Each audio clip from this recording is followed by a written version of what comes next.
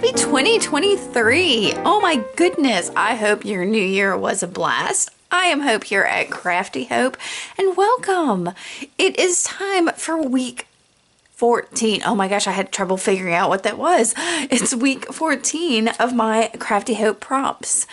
This is a challenge I created for myself, but have opened up for anybody else that wants to participate, and never mind the fact that I'm on week... Sorry, I'm messing with stuff.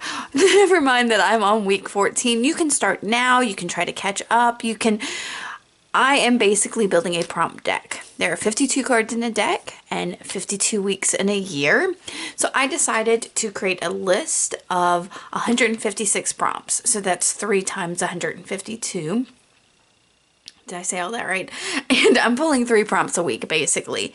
And with those 3 prompts, I'm going to alter a playing card with those 3 prompts and add them to the card. So one side's my decorative side that has all the prompts on it, and the other side has the actual prompt words on it. So later on, when I finish building this deck, I can pull these prompts and use them any way I want. I can pull 2 and say I'll use all 6 of them, or I can pull 1 and just use the first couple, however I want to do it. But it's just a big list of prompts for me to play with later. Now, once I make my card later in the week on Saturdays, I do another larger project. Well, maybe not larger, but I do another project using those prompts again on some other kind of substrate, whether it's a junk journal page or a tag or a wall hanging or whatever I'm feeling doing. That's the gist of it. And if you want to play along, I have that full list of 156 prompts below that you can start pulling your own now for the new year, or if you've been playing along, you can pull them, or you can use the prompts that I'm pulling each week. And again, alter a card, make a junk journal page, however you want to do this. Jump in now, have fun with it, make it a goal for this year. Circle back around to the other one. I have a list on my blog. I will try to remember to put that link below of all 1 through 13s with the links to everything. And I have a playlist that you can watch with all the other videos. All right, it is time to pull the prompts. I'm trying to not make these intros so long, but it happens. It just happens. So if you do not have the materials that I have in here, I'm going to give you some other options. And yeah, we'll see what we can do with these. All right, my first prompt is circles. All right, y'all, that is pretty open for interpretation any way you want. My first thoughts are just drawing circles. It's one of my favorite things to do, is to just make circles on things. You could also cut out circles or die punch some circles, or what else has circles? Just about anything. You know, you can make eyes, you can, circles. You might have a stencil or a stamp that has circles on it too. Yeah, circles, easy. All right, that's not too bad. That's kind of open for anything. Our second prompt is going to be doily. Hey, that's kind of a circle too, isn't it? So I have an entire folder full of doilies. I think somebody just sent me some. Who sent me some? Was it you, Jennifer? I think it was Jennifer. Oh, but I've also got, Terry sent me some dyed ones. She dyed with alcohol ink that I haven't dipped into yet. So I've got some options for doilies. So I've got the ones I have and ones other people have sent me. So yeah, a doily somehow on something. All right, so circles and doily, that's not too bad. I've got a bug in here, y'all. It's flying around. All right, third one is texture. All right, so these are all things we're going to add. Texture can be achieved in any number of ways. You can use a texture paste, like a sand paste, or I'm trying to think, I have a fiber paste. There are like the gel beads. You can achieve texture with like just layers of things, or fabric pieces add a lot of texture. What else can you use to add texture? I love the like drywall tapes that have the holes and stuff in them. They add a lot of texture. Let me know below if you have any other suggestions for circles, doily, or texture that can be done. I am going to go grab my options for this, and here's my card, and I'll be back in just a second so we can start altering this card for week 14. I am back with a few things I've pulled out. For circles, I decided to go ahead and go with the stencil idea while I think on other ideas for my project later this week. And I have tons of circle stencils. Just hold on. Circles, circles, little circles. And then I found this one, y'all. Can you even see that? I don't even hear it. Does that help? This is a piece of like a not page protector, but like a divider that you would get. It's like a tabbed divider thing, just a plastic thing. And I took a bunch of the whole like paper punches I have and punched circles out of it to make a stencil. So if you don't have a stencil, it's easy enough. You could take just a regular hole punch stencil in a piece of cardstock and create a circle stencil if you want to. That's just an idea. Okay, for doily, I did just go out and pull one of these beautiful dyed doilies that I received from, I think it was Terry. Y'all, my brain's not working. New year and all. So I hope it gets up to speed soon. But, so I pulled this out along with some of this ribbon that she also dyed to go with it. We'll see. I might not use the ribbon, but it just felt like it was sitting there. I thought I'd pull it out. For texture, first I grabbed this drywall tape. It has this like grid texture on it that's super cool. But then it hit me, y'all, I can use my favorite texture thing, crackle paste. So I may use the crackle paste through one of my stencils. That seems like a lot of fun to me. That's really calling to me. So those are the 3 prompts. I've also grabbed a little bit of dictionary paper to cover my card, and I've got some focal options here that I pulled out just to have on hand so that I don't anyway, I'm gonna do this card. Let's see how it goes. Oh, y'all, I struggled with this one so much. For 3 prompts that are so simple and easy, I really had a trouble with this one. So I'm just adhering some of that dictionary paper onto my card with matte gel medium. I like to start with this because the cards are so slick that not much will stick to them. So I think by putting on some paper or something else, it kind of just is a good starting point for me. I tend to start with collage anyway, so this works. If, however, you want to maintain your card in some way, you know, you can always sand it a little or add gesso or something like that. I think I've said that just about every card now, but just for some other options. So I'm getting this dictionary text down, trimming off the excess. Yeah. And I'm just putting it on both sides. And here is the excess. And I like this a lot. You know, I like the simplicity of dictionary paper. It's one of my favorite things to collage. I need to keep a stack of papers nearby because I'm coming to realize that I don't really like to collage with a mix of colorful papers.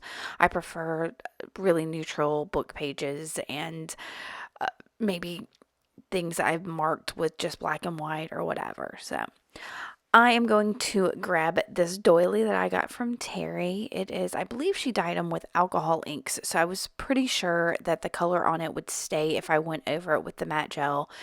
So I'm going to keep going with that. I knew, yeah, like I said, the green wouldn't move. So I am sticking it down. For some reason, I wanted them to kind of go off the edges so it felt more natural. And I found that what I really liked about these doilies, the holes in them, you know, kind of peeked through what was in the background. So I'm glad I altered that background first with the dictionary paper so that it's not just the plain card kind of peeking through. So, and I'm going to put these in these 2 corners, which makes this kind of like canal or river that's running through the card, which is neat. And I like that a lot. And it's, you know, I've got the doily part down. And like I said, all 3 of these prompts kind of work toward doily because a doily not only is a circle for the most part. I've got some other ones that are like hearts and flowers and things like that. But in general, they're kind of a circular shape. But they also add a lot of texture. And you'll see that a lot on the other side of this card. But on this one, I decided to add my texture. I'm going to use that crackle paste. And this is the Ranger crackle paste. I'm going to use a silicone like brush thing to use my stencil and get some circles and texture on here. So I'm combining those.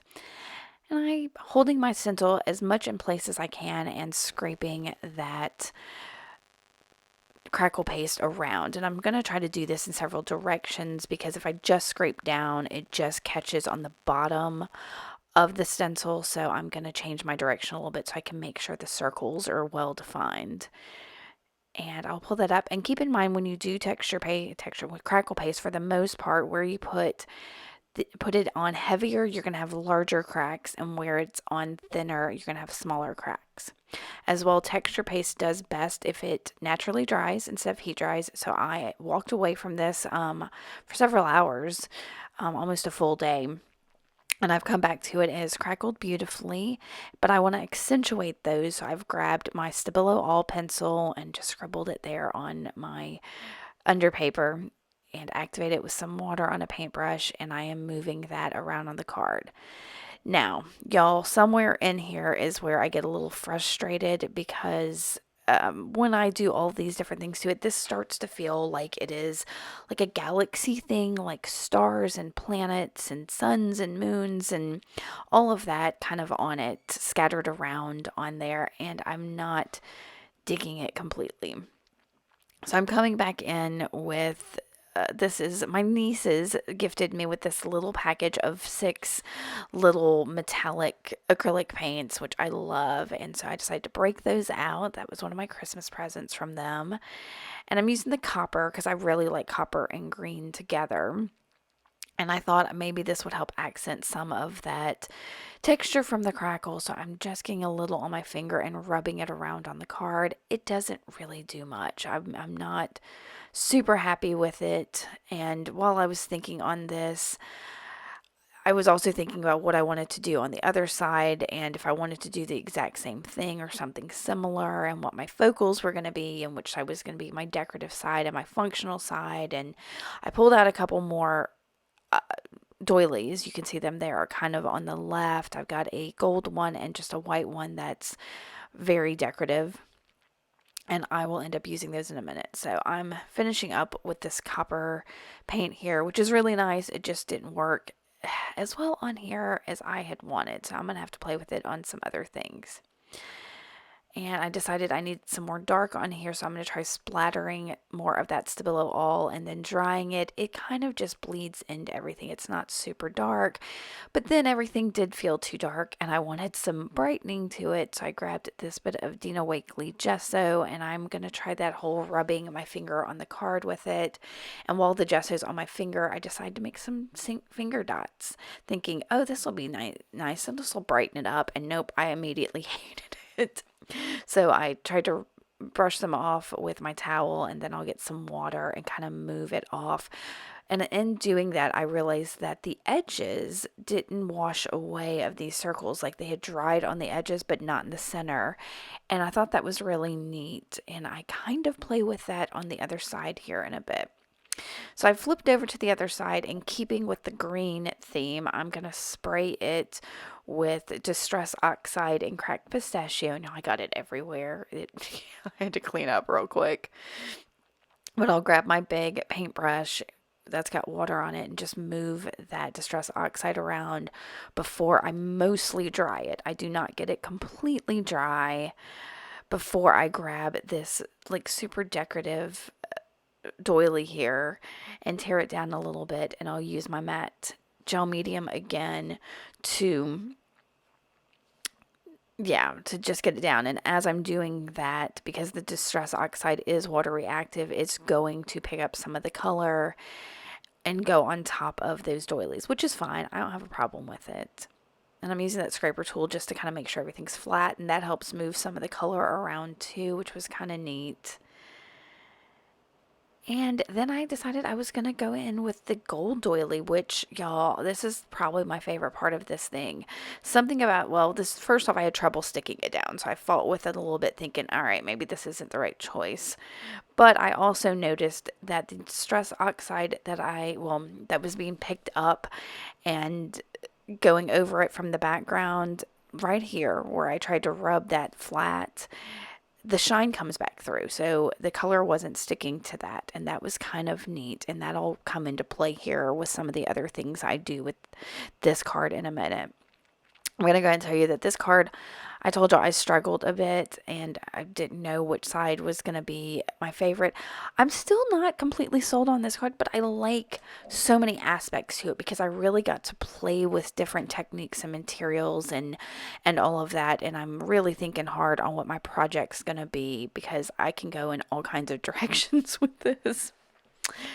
So I've got all that glued down and I'm going to go ahead for more texture, pull in my texture paste. This is a golden fiber paste that I'm just going to scrape around on the card. Now the doily itself really lends a lot to the texture to this. And when thinking about this, another way you can use doily is there are fabric and knit doilies that I could possibly, I've got a whole collection of them. That might be a neat way to use a doily. So once that fiber paste dried, I'm going to go ahead and bring my circles in. I'm going to use that stencil that I made myself with that piece of plastic and my paper punches. And some of those, y'all, are just cheap, like regular hole punches. So, and I've got Payne's Gray acrylic paint and a cosmetic sponge that I am putting this down on. And I'm going to move it around. I'm liking the bigger dots on this, which I knew I would. It was going to be those like bigger and medium ones, but I like that some of the little ones are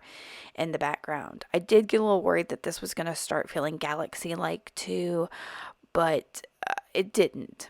Now here, I decided for some reason to see if I could get some of that acrylic paint to kind of bleed, and when I do that in the middle of it, I'm able to brush off some of the color from the middle, especially where those gold doilies are. And y'all, I love that so much. You'll see in the detail shots at the end how super cool it really is, and it gives me a lot of the texture from the doily, so that definitely brought in the texture prompt here. Now I'm going to struggle for a little while trying to bring out the texture of that fiber paste, and I get it a little bit, but not really. And I've always liked the way that my instant coffee will pick up texture, so I tried putting some of that on there. I think I need to add some more coffee to that little cup because it's getting a little bit lighter than I like. It's not as strong of coffee as I like it. And then I was like, well, maybe some ink would work. So I brought in, this is Reflex Rose Amsterdam acrylic ink and a wet paintbrush. And I put that down right where some of that texture, that fiber paste is. And almost immediately don't like that much of that pink on there. So I'm going to blot it off. And of course, some of the pink stays. And I'm like, well, that's not too bad. So I repeat that over all the places where that fiber paste is. But again, it's not really picking up the fiber paste. It's just adding this neat faded bright pink color. And I kind of like it. I'm not really a pinky girl, but this worked so cool with with the other colors that are on here. So that's super neat. And I'm like, okay, now time for a focal. And first I'm going to splash some more of the coffee on there because my ink took some of that. When I blotted the ink up, it took some of the coffee splatters up.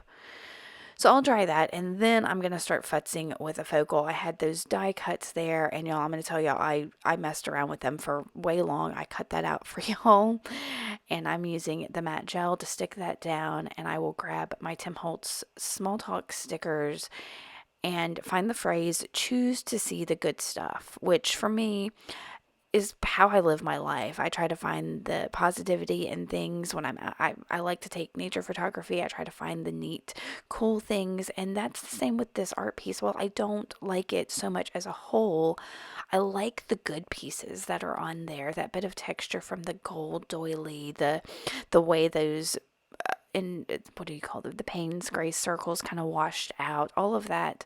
I'm choosing to see those good parts of this. Even as a whole, it doesn't work completely. It has lots of neat little things that I learned from. So I had to use the matte gel to get the sentiments to stick down. I'm going to go ahead and tell you that I took a while on that too, so I cut that out of the video. Y'all didn't have to see me matte gel and hold those down forever. So now it's time for me, now that I've made this my decorative side, I need to work on my functional side with my prompts. So I've got my circle, doily, and texture words, and I'm going to cut, since these are just single words, I'm cutting them down to just the single words. So they're just tiny little slivers of paper, basically. And I wasn't sure exactly how I was going to do it, but I knew that bottom right corner didn't have as much texture to it as the rest did, so it would probably, these would fit better on there and sit better. But before I do that, I have pulled out that beautiful, again, it's an alcohol dye that Terry made for me, piece of ribbon, and I'm going to glue it down with my matte gel and just do a strip down there, and that helps break it up a little. I think it, to me, it really kind of worked and didn't make this seem so galaxy-like or something. And I'll use my Oohoo glue stick to glue the words down, because with that strip of ribbon, it's kind of flattened down that, so I don't need the bulk of the matte gel, and that was going to be super messy anyway, whereas this, super easy. And I was fortunate I didn't get stuff all over my fingers that ended up on the front of these little slivers of words. So that was fabulous.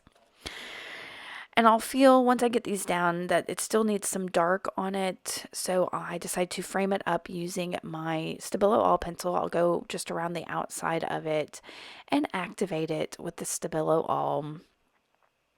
And I'll dry that and then flip over to the other side and decide that it also needs a little bit of something on it to frame it up, and I'll just use my Stays On ink pad to go around the edges and finish it up.